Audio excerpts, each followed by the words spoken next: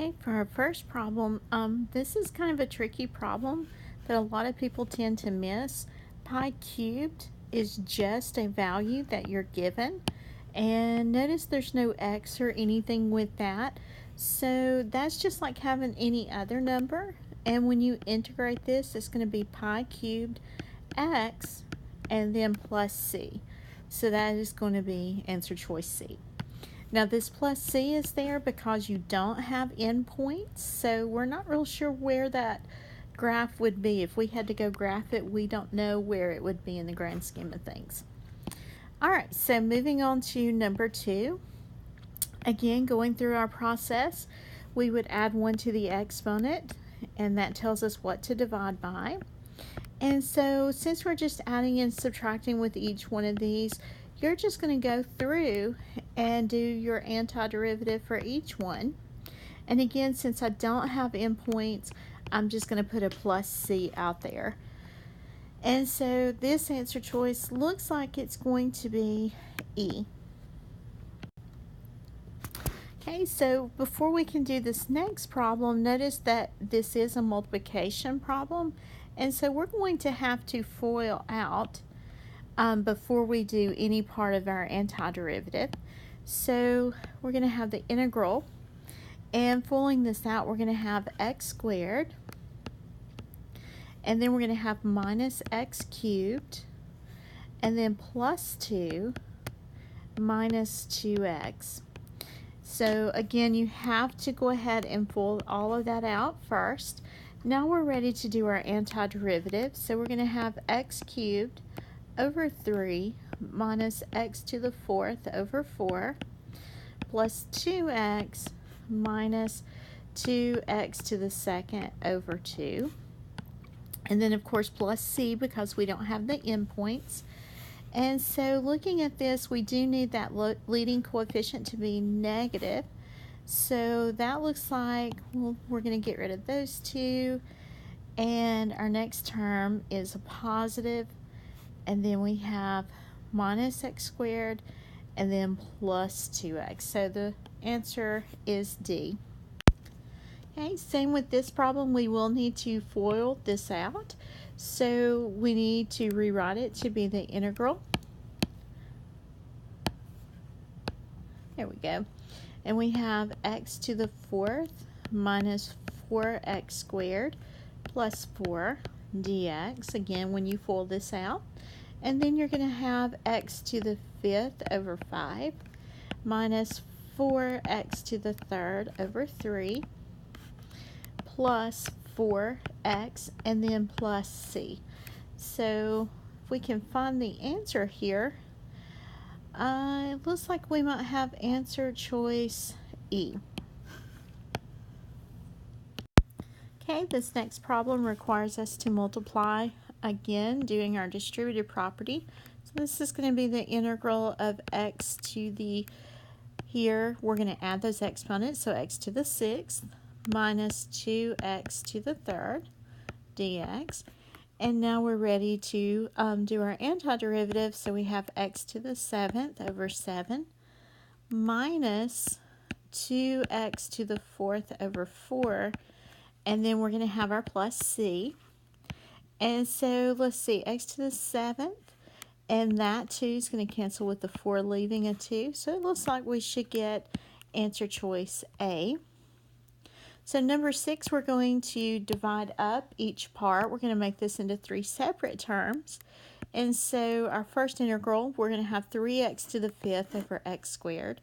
So that's going to give us 3x cubed plus 2x cubed over x, so that's 2x, minus, and then x squared over x squared is 1, and then of course our dx, and so we're going to have 3x to the 4th over 4 plus 2x to the 2nd over 2 minus x, and then again plus c because we don't have our endpoints.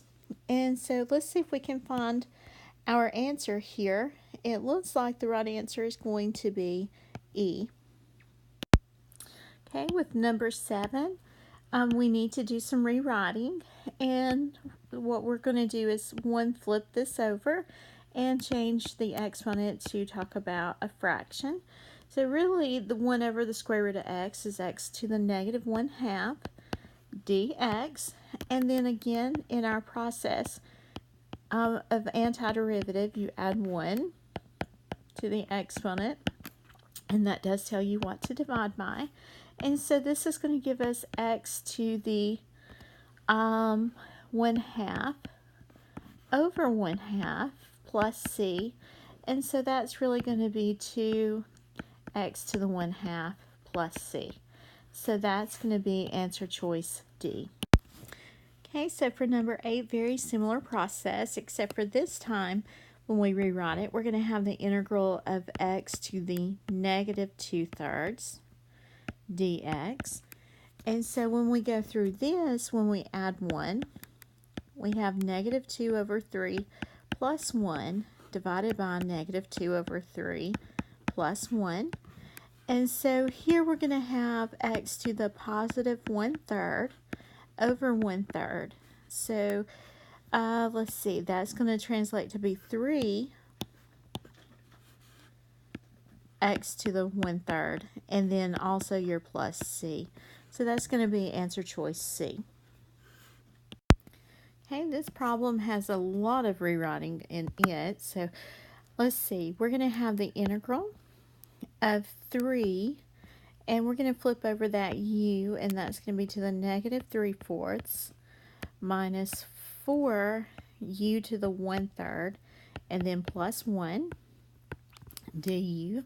And now we're ready for our antiderivative, and that 3 is just going to be out there. And u, if we add 1, so that's going to be a positive 1/4, so that's going to be times 4 in the front. And we have minus 4u, if we add 1 there, we're going to have 4/3. And so we're really multiplying by 3/4 whenever we divide, and then plus u. So simplifying here, we have 12u to the 1/4 minus 3u to the 4/3, and then plus u, and then of course plus c. So let's find our answer. Looks like we're going to have answer choice E. Okay, in this rewriting, we have the integral of x to the 3/4 minus 2x to the negative 2/3.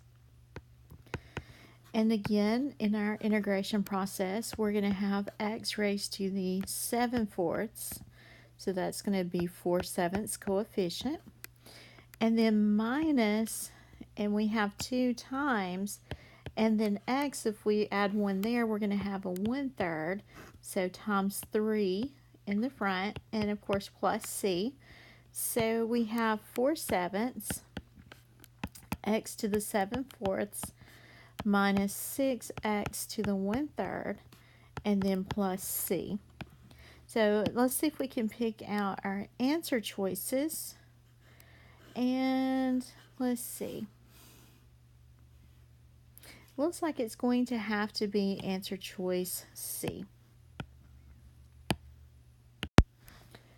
Okay, this is a great example of a differential equation, and we're working backwards here. So we're given this as the derivative, and here's some initial conditions, and I want to know, well, what could the original function, what could that have been? So in our process here, we do need to integrate. Something that we need to keep in mind is if we integrate a derivative, well, those are inverses of each other, and so I'm going to get back my original function plus some constant value. So I need to go through and integrate g prime of x. So if we do that, we're going to have 4x to the 4th divided by 4 plus 3x cubed divided by 3 plus 6x squared divided by 2, and then plus c.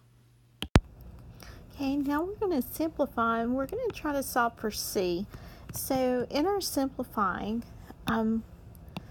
Keep in mind here, these are canceling in here, and of course this cancels, leaving a 3, but all of this, we just integrated the derivative, so all of that is going to be our original function g of x. And that's going to be equal to x to the 4th plus x cubed plus 3x squared. Now we have this plus c here, and that's why they gave us these initial conditions. So notice that we're told that g at 1 is negative 3. So we can solve for c now. So here g at 1 is negative 3. So I know the entire function is equal to negative 3 when when x is 1. So I'm going to go through and sub in. So we have 1 to the 4th plus 1 cubed plus 3 times 1 squared plus c. So that's going to give us negative 3 equals, we have 1 plus 1 plus 3 plus c. And so if we subtract over, we're going to have 5. So that's going to give us negative 8 equals c. So now we know what the original function is. That original function, g of x, would have been equal to x to the 4th plus x cubed plus 3x squared. And then c is really minus 8. So let's see what our answer choice would have been there. Looks like our answer is going to be E. All right, moving on to the next. All right, so which of the following defines a function f such that f prime at x is the square root of x and the graph passes through this point? So let's see if we can figure that one again. So we're trying to find f and we're given f prime. So again, if we integrate, then we'll be able to find that original function. So I'm going to integrate the square root of x dx, which again is saying x to the 1/2 dx. And if we integrate that, that's going to give me x to the 3/2. So that's going to be 2/3 times that, and plus c. But again, all of this is equal to our function f, so we can use our numbers here. We know that that's going to translate into f at 9 equals 0. So let's plug in a 9. We have 2/3 times 9 raised to the 3/2 plus c, and all of that's going to be equal to 0. 9 raised to the 3/2, so I'm going to have 2/3 times, that's going to be the square root of 9, which is 3. 3 to the 3rd is 27, plus c equals 0. And so here we're going to cancel, we have 9. So it looks like c is going to be negative 18. So now we're ready for our entire function. We have f of x equals, we have 2/3 x to the 3/2, but instead of plus c, we see that it's going to be minus 18. And so let's see, which one of these should be the right answer? We're going to have 2/3, so it looks like A would be the correct answer. Okay, notice this problem, we're told that the slope of a curve, well, I see the word slope, so I'm going to be thinking derivative, so I'm going to say, well, this means that's y prime. So down here I know that y prime is going to be 4x minus 1. And so it wants to know which of the following is equation, and it has to pass through this point. So we're going to integrate 4x minus 1 dx, and then substitute in our ordered pair to find the actual solution curve.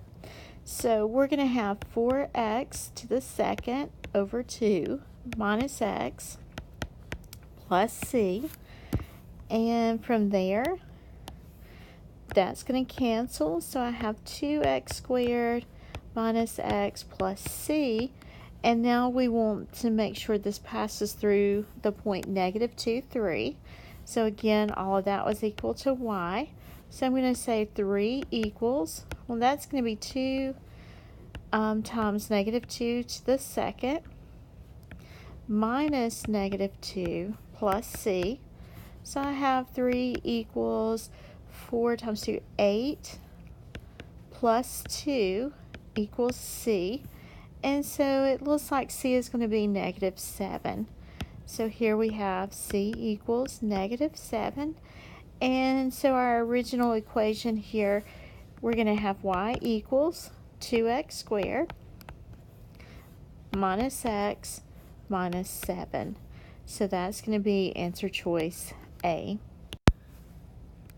All right, more of the same types of problems. So we're really looking for a function f at this value. So to find f, we know that f of x is going to be equal to the integral. And let's go ahead and divide this up. So that's really x over x to the 1/2. So that's x to the 1/2 plus x to the negative 1/2 dx. And so that tells me that f of x is going to be equal to x to the 3/2. So that's going to be 2/3 plus, and here adding 1, we have x to the 1/2. So that's going to be a 2, and we have plus c. Now we know f at 1 is 0, so I have 0 equals 2/3 times 1 to the 3/2 plus 2 times 1 to the 1/2, and then plus c. And so it looks like we're going to have 0 equals 2/3 plus 2 plus c. All right, so we see we have 2 and 2/3, which is going to be 6, 7, 8/3 plus c. So we can put together our equation now. So we see that f of x is equal to 2/3 x to the 3/2 plus 2x to the 1/2. And then instead of plus c, we see that c is minus 8/3. All right, now they wanted us here, instead of just finding that equation, they now want us to find f at 4. So we're going to use this, and we're going to substitute in 4. So f at 4, we're going to have 2/3 times 4 raised to the 3/2 plus 2 times 4 raised to the 1/2, and then minus 8/3. So let's see if we can't number crunch that. So 4 to the 3/2, that's going to be 8. And then 8 times 2/3 is 16/3. And then here, the square root of 4 is 2. 2 times 2 is 4. And then minus 8/3. So we're going to have 8/3 plus 4. So that's really 12/3. So it looks like we're going to end up with 20 over 3, so that's going to be answer choice A.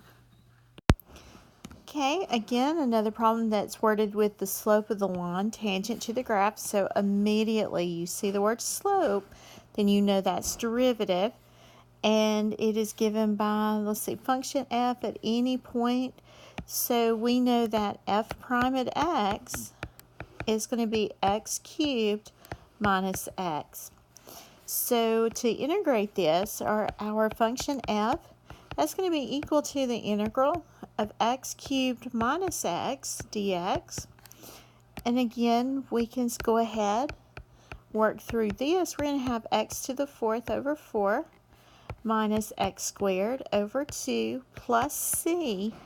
But now we're given a for sure point, so let's go substitute in that value. So I know 1 equals, we're going to have 2 to the 4th, which is 16 over 4, minus 2 squared over 2 plus c. And so that's going to generate for us 1 equals 4 minus 2 plus c. So we're going to have 2 and subtract over, so we have negative 1 equals c. So now I know what my function itself looks like. We're going to have f of x equals x to the 4th over 4 minus x squared over 2, and then minus 1. Now they want us to use this new equation to find f at 0. And so when we plug in, notice these all end up being 0 over 4 minus 0 over 2 minus 1, so our answer is -1.